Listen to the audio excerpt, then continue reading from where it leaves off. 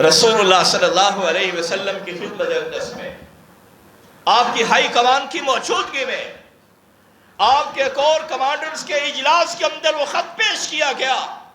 کیا لکھا ہے؟ یہ حاتب بن ابی بلتہ الی ناس من المشرکین من اہل مکہ، یہ خط حاتب بن ابی بلتہ نے بھیجا ہے۔ کس کو بھیجا ہے؟ مکہ کے مشرکوں کو بھیجا ہے۔ کیا پیغام ہے؟ تلواریں تیز کر لو، اپنے نیزے نکال لو، اپنی ڈھالوں کو نکال لو، محمد رسول اللہ صلی اللہ علیہ وسلم تمہارے اوپر حملہ آور ہونے والے ہیں، جنگی جرم ہے۔ اعوذ باللہ من الشیطان الرجیم، بسم اللہ الرحمن الرحیم، رضی اللہ عنہم ورضوا عنہ۔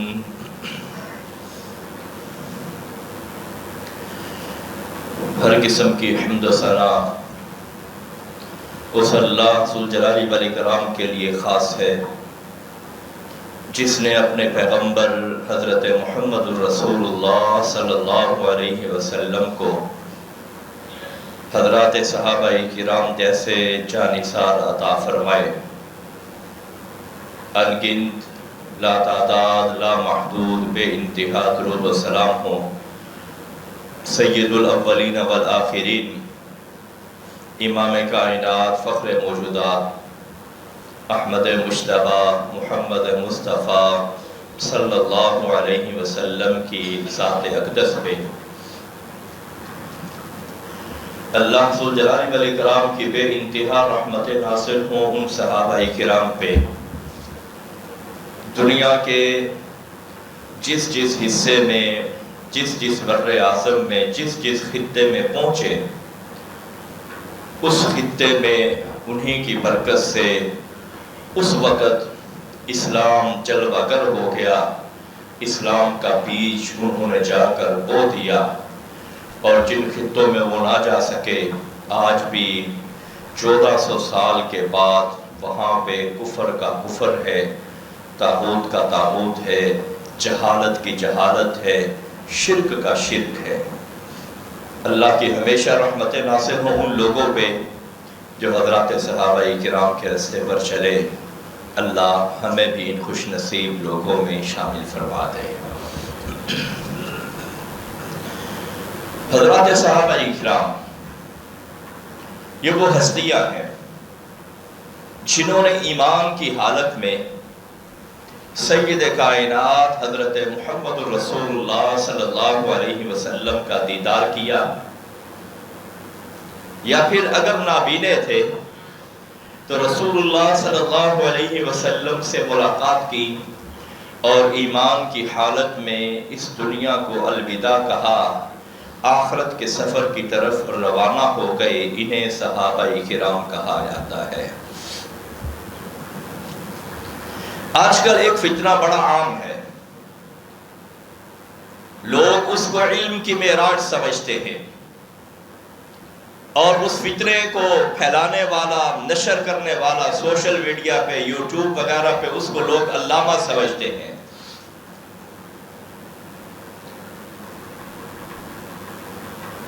وہ اس لیے کہ اس قسم کی چیزوں کا ذکر نہ اہل حدیث مساجد کے منبر و محراب سے ہوتا ہے، نہ دیوبند بھائی کی مساجد کے منبر و محراب سے ہوتا ہے، نہ بریلوی بھائیوں کے مساجد کے منبر و محراب سے ہوتا ہے۔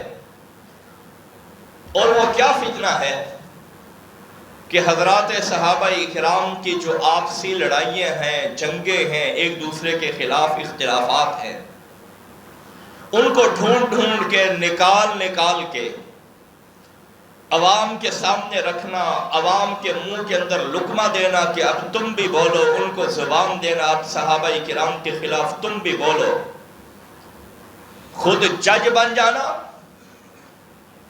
ایک طرف کٹہرے کے اندر ایک صحابی کو کھڑا کرنا اور دوسری طرف دوسرے کٹہرے میں دوسرے صحابی کو کھڑا کرنا اور یہ فیصلہ دینا یہ حق پہ ہے یہ باطل پہ ہے، یہ صحیح تھا یہ غلط تھا، اس کا اجتہاد درست تھا اس کا اجتہاد غیر صحیح تھا، یہ سب ایسی چیزیں ہیں جو آج کے دور کا فتنہ ہے۔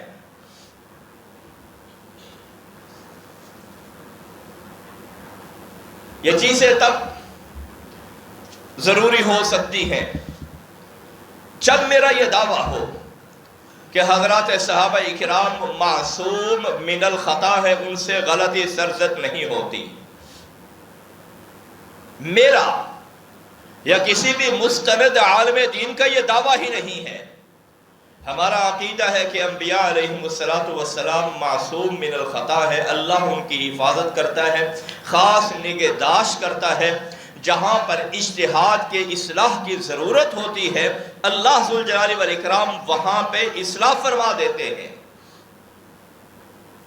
حضرات صحابہ اکرام سے گناہ ہوئے، کبیرہ گناہوں کا ارتکاب ہوا، زنا کا ارتکاب ہوا، چوری کا ارتکاب ہوا اور کچھ جنگی جرائم کا ارتکاب ہوا، میدان جنگ سے بھاگنے کا ارتکاب ہوا اور رسول اللہ صلی اللہ علیہ وسلم کی نافرمانی کا ارتکاب ہوا۔ یہ ساری چیزیں کتب احادیث کے اندر موجود ہیں، ذخیرہ احادیث کے اندر موجود ہیں، مگر ان چیزوں کو نکال کر جو خاص لوگوں کی باتیں ہیں ان کو عام لوگوں کے اندر نشر کرنا اور پھر یہ باور کرانا کہ میں تمہیں جو بتاتا ہوں نہ آپ کو نہ بریلوی بتائے گا نہ اہل حدیث بتائے گا نہ دیوبندی بتائے گا، بھائیو یہی فتنہ ہے یہی گمراہی ہے اور اس کا نتیجہ بہت برا نکلنے والا ہے۔ اولاد اپنے والدین کی لڑائیوں کو جو گھروں میں ہوتی ہیں کبھی باہر آ کے نہیں بتاتی۔ حضرات صحابہ کرام ہمارے لیے بمنزلہ والدین ہیں، ان کی لڑائیاں ہیں، جھگڑے ہوئے، اختلافات ہوئے، ایک دوسرے کے خلاف تلواریں نکلی، فتنوں کا زمانہ تھا۔ جو دونوں جماعتوں کے اندر تخریب کار لوگ موجود تھے جنہوں نے اصلاح کرنے کا ظاہری لبادہ اوڑھ رکھا تھا، حقیقت میں فتنے کی آگ میں لوگوں کو جھونکنے والے یہی لوگ تھے۔ رسول اللہ صلی اللہ علیہ وسلم کے زمانے میں سیدہ ام المؤمنین حبیبۃ الحبیب عائشہ صدیقہ رضی اللہ تعالی عنہ پہ گناہ کی تہمت لگی۔ سورہ نور میں اللہ ذوالجلال والاکرام نے ان کی برات کے بارے میں پورا ایک رکوع نازل کیا، پورا ایک رکوع، تقریباً 10 آیات بنتی ہے۔ یہ چنگاری کس نے سلگائی؟ یہ شعلہ کس نے جلایا؟ منافقین نے جلایا۔ ان کا جو سرگنا تھا عبداللہ بن ابی، اس نے یہ شعلہ جلایا، اور جو سادہ لوگ تھے، حسان بن ثابت ہوں، شاعر رسول ہیں، مداح رسول ہے، حضرت مصطح ہو، یا پھر اسی طرح ایک دو اور صحابہ کرام جو سچے تھے، مخلص تھے، لیکن جب فتنہ چلا یہ بھی اس فتنے کا شکار ہو گئے اور یہ بھی ان لوگوں کی بیٹھک میں بیٹھنے لگے، ان کی صحبت کے اندر رہنے لگے جو کہتے تھے کہ حضرت عائشہ رضی اللہ تعالی عنہ کا کردار کوئی صاف نہیں ہے۔ فتنے کی نشانی یہ ہوتی ہے، آتا ہے پتہ نہیں چلتا، جب جاتا ہے پھر پتہ چلتا ہے کہ یہ کیا ہے۔ اس لیے حضرات صحابہ کرام کے جو اختلافات ہیں ان کو چھپا دینا چاہیے، ان کو ختم کر دینا چاہیے۔ کیوں؟ اللہ ذوالجلال والاکرام نے فرمایا میں نے ان کو معاف کر دیا۔ کئی مثالیں ہیں، ابھی میں آپ کو بتاتا ہوں کہ اللہ نے ان کو معاف کر دیا۔ جب اللہ نے ان کو معاف کر دیا بڑے بڑے گناہوں کو، ہم کون ہوتے ہیں کہ عدالت لگائیں، کٹہرے کے اندر حضرات صحابہ اکرام کو کھڑا کریں، ایک طرف سیدنا امیر معاویہ کو کھڑا کریں اور پھر لوگوں کے دلوں میں ان کی شخصیت کے بارے میں شکوک و شبہات پھیلائیں، اور صحابہ اکرام کا جو ایک دامن ہے ہم اس کو داغدار کرنے کی کوشش کریں ہم کون ہوتے ہیں۔ یہاں پہ میں ایک اور بات بھی بتاؤں، یہ انبیاء علیہم السلام پہ جو فلمیں بنی ہوئی ہیں یا صحابہ کرام پہ جو فلمیں بنی ہوئی ہیں، ان فلموں کا دیکھنا حرام ہے۔ کیوں حرام ہے؟ اس لیے حرام ہے کہ ان فلموں میں جو بد کردار لوگ ہیں ان کو کسی نبی کا روپ دیا ہوا ہے یا کسی صحابی کا روپ دیا ہوا ہے۔ ایک خرابی یہ ہے، اور بھی کئی خرابیاں ہیں، میرا یہ موضوع نہیں ہے، میں اس طرف نہیں جانا چاہتا۔ اس لیے جب آپ فلم دیکھیں گے، جب آپ ویڈیو دیکھیں گے، اس کے اندر جو کسی بھی شخصیت کا چہرہ، شخصیت، وجاہت آپ کو دکھائی جائے گی، آپ کے ذہن کے اندر وہی پیوست ہو جائے گی۔ کیوں؟ کہ اس شخصیت کے بارے میں پہلے آپ کے پاس کوئی معلومات نہیں ہے، آپ کا ذہن خالی ہے، آپ کا ذہن صاف ہے۔ جو ہی آپ نے تصویر دیکھی، کوئی ویڈیو دیکھی، وہ تصویر، وہ ویڈیو آپ کے دماغ کے اندر نقش ہو گئی، آپ کے دماغ کے اوپر ضبط ہو گئی، آپ نے سمجھنا شروع کر دیا کہ فلاں نبی تو ایسے تھے اور فلاں یعنی صحابی تو ایسے تھے۔ اس لیے ان فلموں کو دیکھنا، ان ویڈیوز کو دیکھنا بالکل حرام ہے۔ اور بھی اس کے اندر قباحتیں ہیں۔ عرض کرنے کا مقصد یہ ہے، ہم یہ کیوں منع کرتے ہیں کہ لوگوں، جو تمہارے ذہنوں میں حضرات صحابہ کرام کا تقدس ہے یہ برقرار رہنا چاہیے۔ حضرات صحابہ کرام کی جو اجتہادی اغلاط ہیں یہ برقرار رہنے، ان پر روشنی ڈالنے کی یا ان کو اچھالنے کی، عوام کو دینے کی کوئی ضرورت نہیں ہے۔ ہم نے دیکھا ہے کہ جو لوگ حضرات صحابہ کرام کے فیصلوں کے بارے میں جج بنے ہوتے ہیں، انہیں قرآن مجید کا ناظرے کا ایک صفحہ نہیں آتا، ناظرے کا۔ رسول اللہ صلی اللہ علیہ وسلم کی زندگی میں ایک بڑا اہم واقعہ پیش آیا۔ صحیح بخاری میں 8 جگہ پہ ہے، صحیح مسلم میں 2494 جگہ پہ ہے۔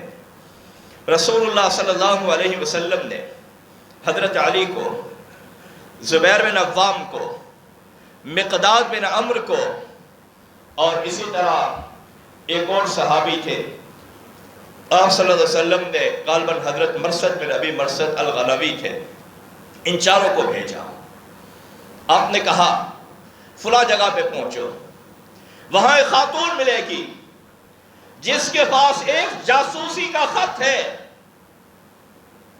ایک تو روزۃ خاخ فإن بها سعینا معها کتاب فخذوا منها۔ حضرت علی رضی اللہ تعالیٰ عنہ کہتے ہیں ہم اپنے گھوڑوں کے ایڑ لگاتے ہوئے این اسی جگہ پہ پہنچے۔ یہ مدینے سے مکہ کا جو روڈ ہے، مکہ مدینہ روڈ، یہ اسی روڈ پر ہے۔ مدینے سے کچھ فاصلے پر یہ روضہ خاخ ہے۔ یوں کہیے کہ ادھر سے یہ خط اس خاتون کے، اس جاسوس عورت کے سپرد کیا گیا۔ اللہ ذوالجلال والاکرام نے محمد رسول اللہ صلی اللہ علیہ وسلم کو بتا دیا کہ آپ کی جاسوسی لیک ہونے والی ہے۔ سیدنا علی بن ابی طالب وہاں پہ پہنچے، اپنے ساتھیوں کو لے کر عورت سے ملاقات کی۔ اونٹنی پہ سوار ہے جس کے اوپر ڈولی رکھی ہوئی ہے، اس کے اندر عورت موجود ہے۔ حضرت علی کہنے لگے تمہارے پاس خط ہے؟ کہنے لگے کون سا خط؟ علی کہنے لگے دیتے ہو یا ہم خود لیں؟ شرافت سے مانتی ہو یا دوسرا طریقہ ہم خود اختیار کریں؟ اس عورت کو یقین ہو گیا کہ ان کو پکی مخبری ہوئی ہے کہ وہ خط میرے پاس ہے۔ کہنے لگے پرے منہ کرو۔ اپنے بال پیچھے سے کھولے جو گدی پر باندھے ہوئے تھے، ان بالوں کے اندر وہ خط تھا۔ خط لایا گیا، رسول اللہ صلی اللہ علیہ وسلم کی خدمت اقدس میں، آپ کی ہائی کمان کی موجودگی میں، آپ کے کور کمانڈرز کے اجلاس کے اندر وہ خط پیش کیا گیا۔ کیا لکھا ہے؟ یہ حاتب بن ابی بلتہ الی ناس من المشرکین من اہل مکہ، یہ خط حاتب بن ابی بلتہ نے بھیجا ہے۔ کس کو بھیجا ہے؟ مکہ کے مشرکوں کو بھیجا ہے. کیا پیغام ہے؟ تلواریں تیز کر لو، اپنے نیزے نکال لو، اپنی ڈھالوں کو نکال لو، محمد رسول اللہ صلی اللہ علیہ وسلم تمہارے اوپر حملہ آور ہونے والے ہیں. جنگی جرم ہے، بالکل غداری ہے.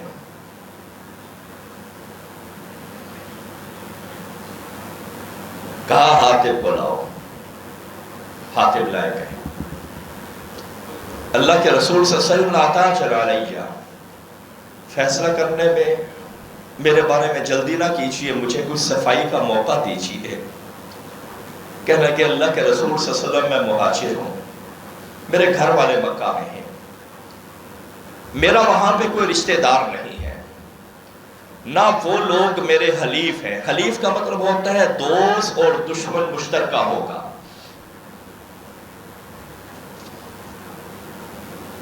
میں نے خط اس لیے لکھا ہے، یہ خط لکھ کر قریش مکہ پر احسان کر دوں گا اور اس کے نتیجے میں میرے بیوی بچوں کی حفاظت کریں گے. اللہ کے رسول صلی اللہ علیہ وسلم نہ میں مرتد ہوا، نہ میں منافق ہوا، نہ میں آپ کی صفوں سے نکلا، نہ میرا کوئی اور مقصد تھا. بس میرا یہی ایک مقصد تھا کہ میرے بیوی بچوں کی حفاظت ہو جائے.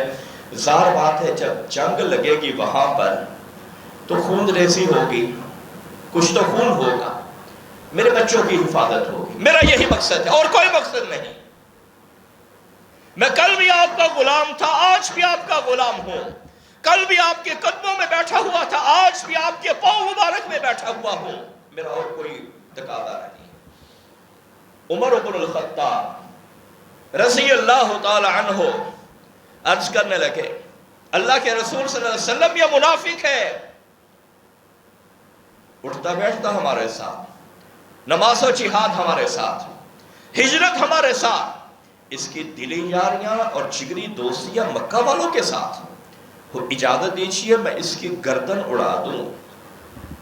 یعنی اتنا بڑا جرم تھا. جو بات آپ کو سمجھانا چاہ رہا ہوں کہ عمر بن الخطاب ان کو قتل کرنے کی چیف جسٹس صلی اللہ علیہ وسلم سے اجازت لے رہے ہیں، اسلامی شرعی عدالت سے اجازت لے رہے ہیں.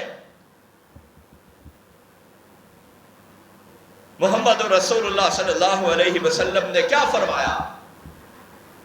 لوگوں اپنا عقیدہ بچانا چاہتے ہو، اپنی اولاد کا عقیدہ بچانا چاہتے ہو، اپنی نسلوں کا عقیدہ بچانا چاہتے ہو، جا کر اس جملے کو ڈائری کے اوپر لکھ دو جو محمد رسول اللہ صلی اللہ علیہ وسلم نے فرمایا، انہو قد شہد بدرا. عمر ٹھہر جاؤ، کچھ نہ کہو. حد چھوڑ کے یا تاثیر چھوڑ کے تم نے کچھ بھی نہیں کہنا. حاطب بن ابی بلتا جنگ بدر میں شریک ہو چکے ہیں اور جنگ بدر کو ہوئے 6 سال بیت چکے ہیں، 6 سال. اور اللہ ذوالجلال والاکرام نے فرمایا وما یدریک لعل اللہ اطلع علی اہل بدر.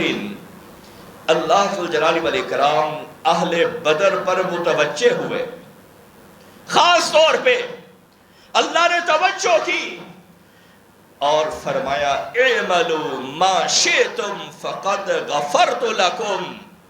اور بدریوں 319 صحابہ کرام، مردوں عورتوں، جتنے بھی بدر میں شریک ہونے والے ہو، تم جو مرضی کرو، فقد غفرت لکم، میں نے تم کو معاف کر دیا ہے. جو گناہ 6 سال بعد سرزد ہونے والا ہے. یہ 8 ہجری کی بات ہے، مکہ مکرمہ 8 ہجری میں فتح ہوا. جنگ بدر 2 ہجری میں ہوئی، 6 سال کا فرق ہے. 6 سال پہلے اللہ تعالیٰ کو تو سبھی پتا ہے نا کہ حاطب بن ابی بلتا نے رضی اللہ تعالی عنہ نے جنگ مکہ کے اوپر، غزوہ مکہ کے اوپر انہوں نے یہ کام کرنا ہے. اس کے باوجود اللہ ذوالجلال والاکرام نے 6 سال پہلے ان کے اس گناہ کو معاف کر دیا جو 6 سال بعد سرزد ہونے والا ہے. اور صاحب وحی، صاحب تنزیل، صاحب قرآن، صاحب شریعہ حضرت محمد رسول اللہ صلی اللہ علیہ وسلم فرما رہے ہیں عمر اس کو چھوڑ دو، یہ بدر میں شریک ہو چکا ہے. اب ذرا غور کیجیے، ایک اور میں آپ کو نکتہ سمجھاتا ہوں. اگر یہ خط وہاں پہ پہنچ جاتا تو ایک خون ریز جنگ ہونی تھی، بہت زیادہ خون بہنا تھا. اور یہ مکہ والے، یہ جتنے بھی لوگ تھے، یہ سبھی کمانڈر تھے، یہ سبھی امام تھے جو قریشی تھے. آپ صلی اللہ علیہ وسلم نے ارشاد فرمایا الائمۃ من قریش، کہ اگر امامت کسی کو پھپتی ہے، خلافت کسی کو زیبا ہے، امارت کا کوئی مستحق ہے، تو وہ ساری صلاحیتیں قریش کے اندر موجود ہیں. اللہ تعالیٰ نے ان کو پیدائشی طور پہ بھی لیڈر بنایا ہوا ہے. رسول اللہ صلی اللہ علیہ وسلم خود قریشی، ابو بکر قریشی، عمر قریشی، عثمان بن عفان قریشی، علی حیدر کرار قریشی، حسن بن علی قریشی، حسین بن علی قریشی، امیر معاویہ قریشی، ابو سفیان بن حرب جو فتح مکہ کے موقع پر مسلمان ہوئے وہ قریشی، اور شیخ الاسلام عمر بن عبدالعزیز رحمہم اللہ رضوان اللہ علیہ مجمعین سارے قریشی. فرمایا کہ جو اللہ تعالیٰ نے ایک کمانڈ کرنے کا سلیقہ اور لیاقت عطا فرمائی ہے جو قریش کو ملی ہے، قریش کے علاوہ اور لوگوں کے حصے میں نہیں ہے. یہ قریشی کب پلیٹ کے اندر رکھ کر مکہ مکرمہ دے سکتے تھے، تصور ہی نہیں ہے. ایک نکتہ بتانے جا رہا ہوں، شاید کہ آپ نے اپنی زندگی میں نہ سنا ہو. فتح مکہ تک رسول اللہ صلی اللہ علیہ وسلم کی قریش کے ساتھ جو جنگیں ہوئی، جو جاسوسی سلسلہ وہ ہوا، جو سرایہ ہوئے، جو غزوات ہوئے، ان کی تعداد 16 ہے. 16 سرایہ، سریہ کو کہتے ہیں. سریہ وہ چھوٹا جہادی دستہ جس کو جاسوسی کے لیے بھیجا جائے، جس کو دشمن کے کسی چھوٹے لشکر کے اوپر حملہ کرنے کے لیے بھیجا جائے، دشمن کی کوئی تجارتی چیز ہے اس پر قبضہ کرنے کے لیے اس کو بھیجا جائے، یہ ہوتا ہے سریہ. غزوہ وہ جنگ، وہ جہاد جس میں سید کائنات حضرت محمد رسول اللہ صلی اللہ علیہ وسلم خود تشریف لے گئے. وقت نہیں ہے، تفصیل میرے پاس موجود ہے.